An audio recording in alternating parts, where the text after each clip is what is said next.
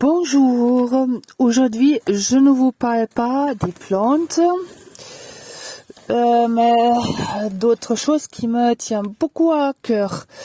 Or, depuis 35 ans environ, je suis le conflit israël-palestinien et je constate que le coupable majeur de ce conflit, c'est nos ancêtres, les Romains.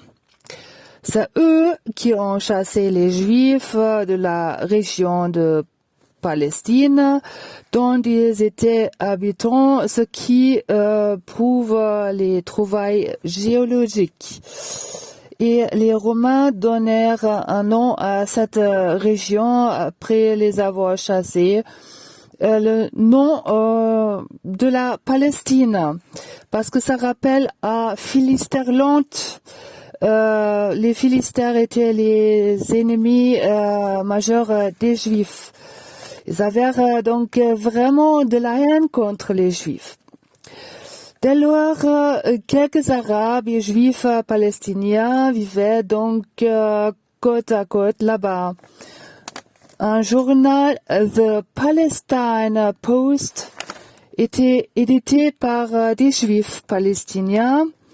Il existait aussi un Palestine Orchestra qui était arabo-juif. Dans les années 1900, pendant des persécutions des Juifs en Russie, des zionistes russes ont acheté de la terre aride du côté de Gaza. Leur rêve, créer une communauté juifs dans le pays de leurs ancêtres. Le terrain à l'époque était occupé par les Ottomans, donc les Turcs, et eux, ils n'avaient pas de problème de vendre de la terre aride à un prix élevé, je pense.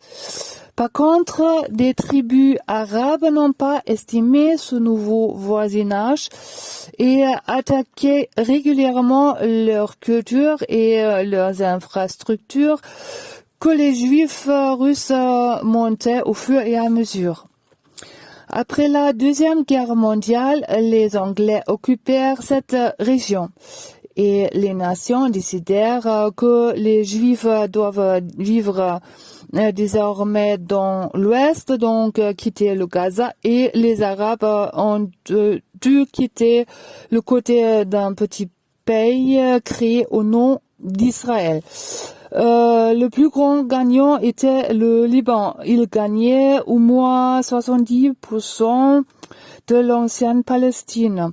En total, 88% de l'ancienne Palestine appartenait désormais à la Ligue arabe et 12% à Israël. Environ. Après, on peut peut-être regarder un peu à Wikipédia aussi. Bon, les Arabo-Palestiniens étaient désormais appelés Palestiniens, les autres Israéliens.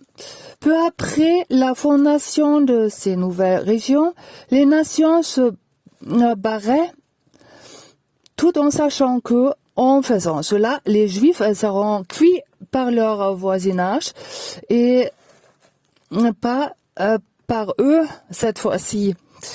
Ce génocide final aurait donné des vestes blanches aux plus responsables grâce aux Arabes qui étaient prêts à se salir du tâche, de la tâche de la solution finale.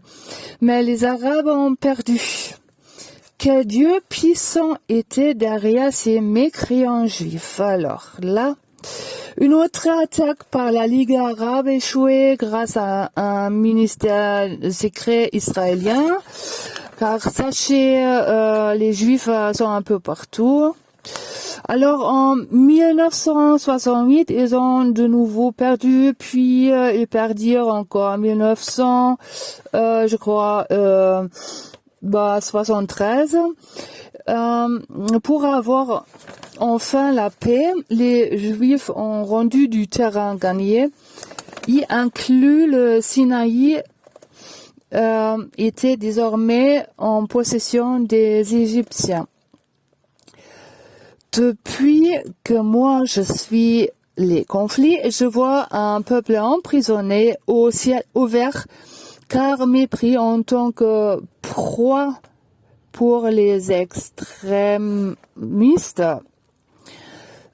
qui vivent du chaos et du terreur, qui s'enrichissent, qui gagnent des milliards et ne vivent certainement pas sur le terrain, mais avec leurs femmes aux plages, dans des hôtels 5 étoiles, tandis que les Palestiniens et les Juifs et le monde entier finalement est en feu, n'est-ce pas?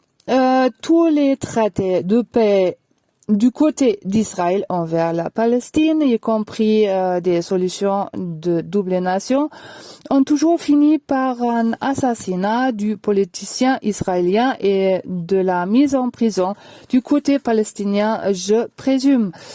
Le titulaire de ces attentats était toujours la PLO et aujourd'hui le Hamas. Le peuple en Palestine ne sert que pour maintenir les conflits et le chaos. Le but n'est pas seulement la destruction d'Israël,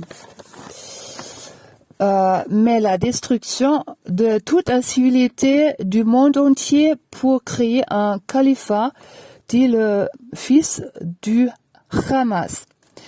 Il appelle les manifestants pro-palestiniens idiots. Car au lieu de cesser le feu, dit-il, dans un des multiples vidéos, il faut au contraire les étouffer, les éradiquer au plus rapidement possible. Sinon, le futur sera encore pire pour la civilisation entière et la souffrance des Palestiniens ne cessera jamais.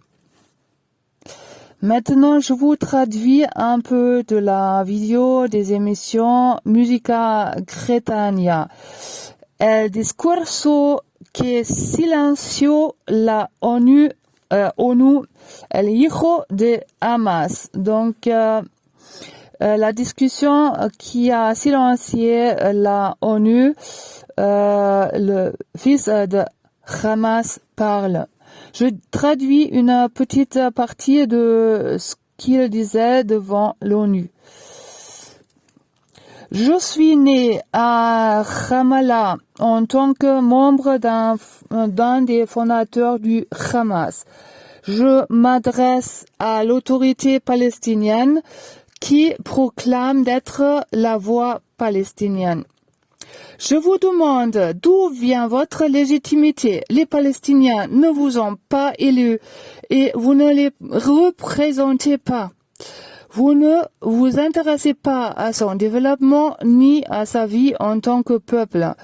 Vous n'arrêtez pas à violer leurs droits, les torturer, les emprisonner. Vous avez kidnappé les étudiants palestiniens depuis le campus, depuis l'université. Vous les avez incarcérés et torturés. Vous êtes le seul responsable de la souffrance palestinienne. Si Israël n'était pas là, il vous manquera le coupable à votre place. Hamas tuait le plus grand ennemi des Palestiniens. Vous maintenez le conflit pour abuser de votre pouvoir.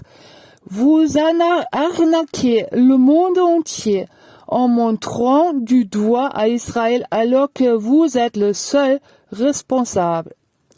Bon, c'est tout dit et je m'arrête là. Jusqu'à une prochaine vidéo et voilà, je tiens à cœur que vous vous informez et que vous informez tous les autres parce que on est un peu apparemment tenus comme des imbéciles, voilà, jamais informés. Et voilà, je n'ai pas besoin de donner plus ample commentaires. Allez, à bientôt.